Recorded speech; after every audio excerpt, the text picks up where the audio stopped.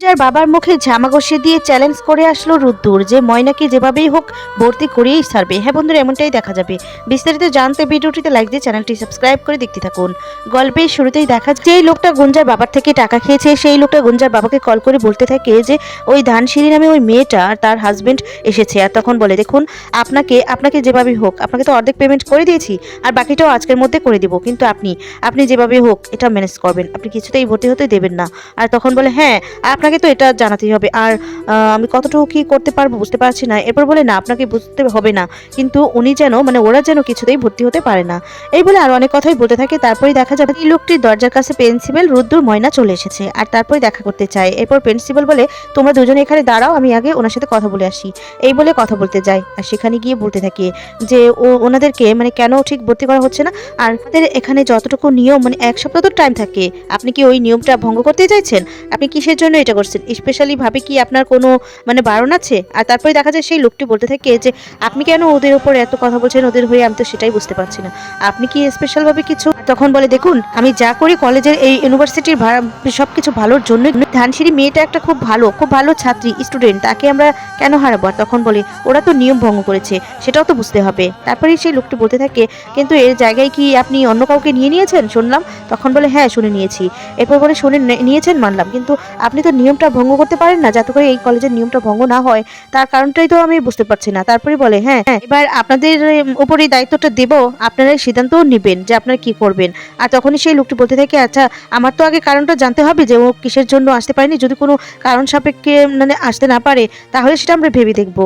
এরপর ভিতরে আসতে বলে আর তখনই বলে যে শুধু খালি ধানসিঁড়ি আসবে, অন্য কেউ না। এরপর ময়নাকে এদিকে ডাক দেয় লোকটি আর ময়নাকে ভিতরে যেতে বলে। রুদ্দুর যেতে লাগলে তখনই রুদ্দুরকে বারণ করে, শুধু একজনই যেতে পারবে যে কিনা ময়না। তারপর রুদ্দুরকে রেখেই ময়না ভিতরে চলে যায়। এরপর ময়নাকে জিজ্ঞেস করে যে আচ্ছা তুমি যে আসতে পারোনি সময় মতো, তা কিসের জন্য আসতে পারোনি? এরপর বলে, না আমি ঠিক সময় মতো আসতে পারিনি, তার কারণ হচ্ছে আমি অসুস্থ ছিলাম। এরপর সেই লোকটি বলতে থাকে যে অসুস্থ কি তুমি 1 মাস জুড়েই ছিলে, ভালো হচ্ছিলে না?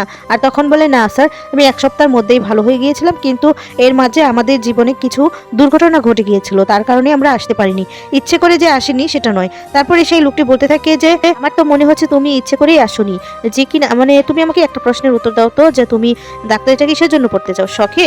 তখন বলে, না না স্যার আমি শখে কেন পড়বো, এটা আমার ছোটবেলা থেকে স্বপ্নে ছিল, তার জন্য স্বপ্ন ছিল যে আমি ডাক্তার হব। এরপর বলে, যদি তুমি স্বপ্ন হয় তুমি ডাক্তার হবে, তাহলে তুমি এটা তো কিছুতেই করতে পারতে না। তখন বলে, না স্যার আমি তো কিছুতেই ইচ্ছে করে করিনি, আমি যা করেছি বিপদে পড়েই করেছি। আর তখন বলে, আচ্ছা ঠিক আছে তুমি বলো তো ঠিক কি বিপদটা ঘটেছিল তোমার জীবনে, তুমি ঠিক কিসের জন্য আসতে পারোনি? আর তখনই প্রিন্সিপাল স্যার বলতে থাকে যে হ্যাঁ তোমাকে তো বলতে হবে, আসলে আমিও তো জানি না, তাহলে বলো যে কি ঘটনাটা ঘটেছে। তারপরে দেখা যাবে রাজারামকে নিয়ে যত ঘটনা ঘটেছে, গুলি করেছে ময়না রুদ্দুর, এর জন্যই 1 মাস পলাতক ছিল, যে ভেবেছিল রাজারাম মারা গিয়েছিল, সেই সমস্ত ঘটনাগুলো সমস্ত কিছুই খুলে বলে সবাইকে। আর সবটা শোনার পরে দেখা যাবে এদিকে ঘুষ খাইয়েছে গুঞ্জার বাবা, সেই লোকটি কিছুতেই মানতে পারছে না, কথা ঘুরানোর জন্য অনেক কিছু বলতে থাকে আর বলতে থাকে যে তুমি যে সত্যি বলছো এটা প্রমাণ কি, তুমি কি প্রমাণ দিতে পারবে?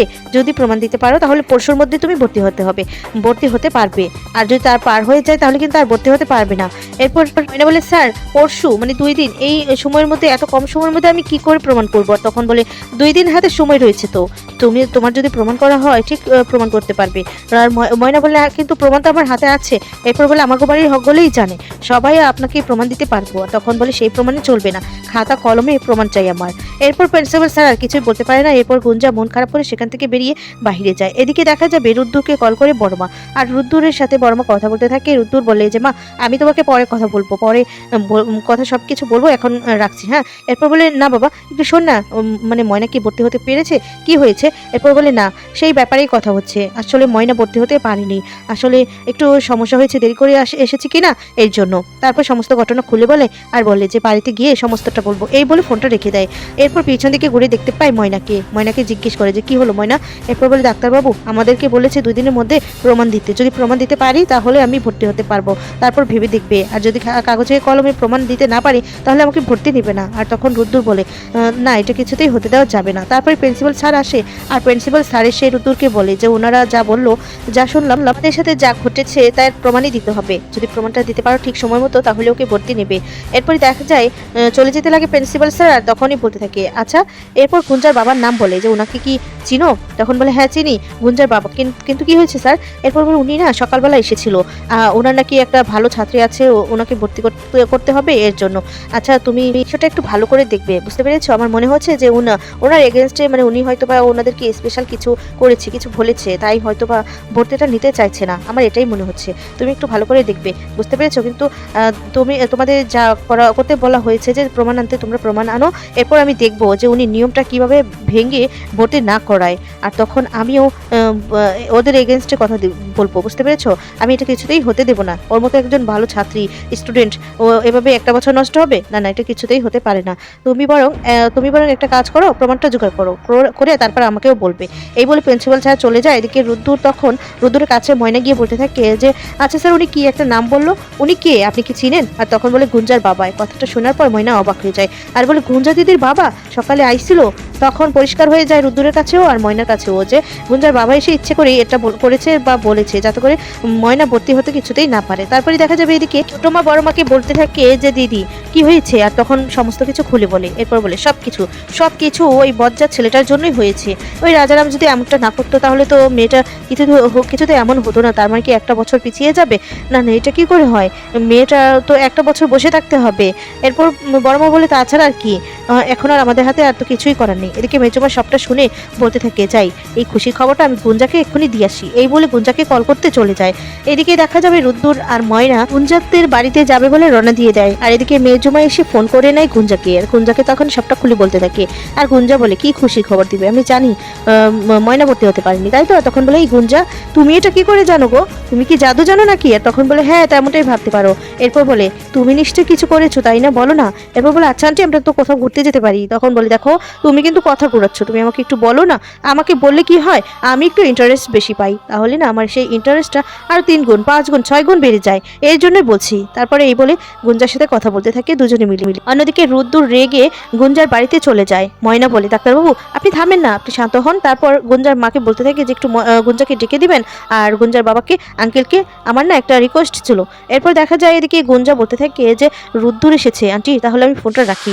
হ্যাঁ, এরপর বলে রুদ্দুর এর মধ্যে তোমাদের বাড়িতেও চলে গেছে? তখন বলে হ্যাঁ, আসবেই তো, আসার জন্যই তো আমি এই কাজটা করেছি। এরপর গুঞ্জা আড়াল থেকে কথা শুনতে থাকে। তারপরে দেখা যায় গুঞ্জার মা তাকে ডাকে, এরপর তাদের পাশে এসে দাঁড়ায়। বলে কি হয়েছে? গুঞ্জা তখন বলে তোমার বাবাকে ডাক দাও, তোমার বাবার সাথে কথা আছে।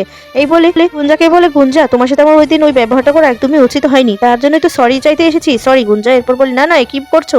তারপরে দেখা যাবে গুঞ্জার বাবা এসেছে আর গুঞ্জার বাবাকে বলছে যে আপনাকে একটা রিকোয়েস্ট ছিল, আপনি নিশ্চয়ই না যাতে এডমিশন না পায় সেই ব্যবস্থাই করছেন। হ্যাঁ, আপনি না আমাকে মানে আপনার কাছে একটা রিকোয়েস্ট যে আপনি আটকান, আর বেশি করে আটকানোর চেষ্টা করেন। আর আমিও চ্যালেঞ্জ নিলাম, আমি ময়নাকে এই বছরই ভর্তি করাবো, এই বছরই পড়াবো। আপনি সকালে গিয়েছিলেন তো যে ময়না যাতে ভর্তি হতে না পারে সেই জন্য, আর আপনার মেয়ে যে এরকম হয়েছে না, সবকিছু কারণ হচ্ছে আপনি আপনার মেয়েকে শিক্ষা দিতে পারেননি, আর সবকিছু আপনার দোষ। তার জন্য আমি গুঞ্জার কাছে সরি চেয়ে নিলাম। ছোটবেলা থেকে যা চেয়েছে তাই দিয়েছে। মেয়ের শখ আল্লাহ খুশি পূরণ করার জন্য না মানুষের জীবন পর্যন্ত নষ্ট করে দিতে আপনাদের আটকায় না। আর অনেক কথা বলে অপমান করে রুদ্দুর, ইচ্ছে মতো ঝামা ঘষে দিয়ে অপমান করে রুদ্দুর। তখন বলে যে আপনি বলেছেন না আপনি ভর্তি হতে দেবেন না ময়নাকে।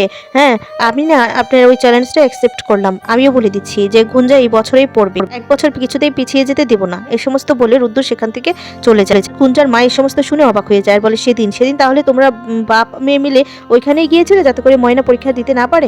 তুমি না, তোমাকে আর কি বলবো, তুমি অনেকটাই নিচে নেমে গেছো, বুঝতে পেরেছো? আর কত নিচে নামবে মেয়ের জন্য, মেয়ের জীবনটাও শেষ করে দিচ্ছ।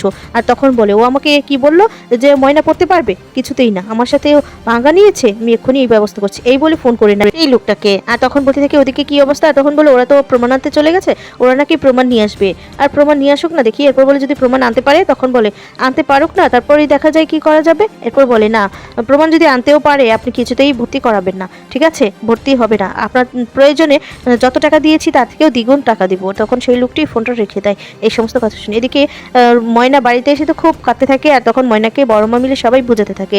ঠিক তখনই এদিকে সমস্ত কিছু শোনার পর সবাই অবাক হয়ে যায়। আর তখন রুদ্দুর বলতে থাকে যে ময়না তুমি কাঁদবে না, একদমই কাঁদবে না, আমি বলেছি না তোমাকে ভর্তি করবো, যেভাবে হোক ভর্তি করবো। আর তখনই রুদ্দুর বাবা বলতে থাকে রুদ্দুর তুই ঝগড়াটা করে একদমই উচিত করিসনি, আমি একবার যেতাম রিকোয়েস্ট করতাম, তাহলে হয়তোবা উনি ভর্তি করানোর জন্য পারমিশন দিয়ে দিত। আর তখন বলে না বাবা তুমি যাবে না, কিসের জন্য যাবে তুমি, আমরা তো কোনো দোষ করিনি। আর তার বাবা বলে হ্যাঁ রুদ্দুর তো একদম ঠিক কথাই বলেছে, কেন যাবে তোমরা? কি বর্মা বলে তাহলে আমি একটা কাজ করি, আমি বরং যাই, আমি গিয়ে গুঞ্জার মাকে বলি। আর তখন ময়না বলে না, তোমাকে অনেক কথা শোনাবে ওরা, তুমি কোথাও যাবে, তোমাকে ছোট হতে হবে। আর গুঞ্জা দিদির মাকে কিছু বললেও লাভ হইব না। তখন রুদ্দুর বলে তোমাদের কাউকে কোথাও যেতে হবে না, আমি যেহেতু চ্যালেঞ্জটা করে এসেছি আমি অ্যাকসেপ্টও করব। আমি কিছুতেই ময়নাকে এই বছরটা পিছিয়ে দিতে দেবো না, আমি ময়নাকে এই বছরেই পড়াবো। এই সমস্ত বলে রুদ্দুর বলতে থাকে আর সবাই রুদ্দুরের কথা শুনে অবাক হয়ে যায়। তো বন্ধুরা, এমনটাই কি হবে? তোমাদের কি মনে হয়? কমেন্টস করে তোমাদের মতামত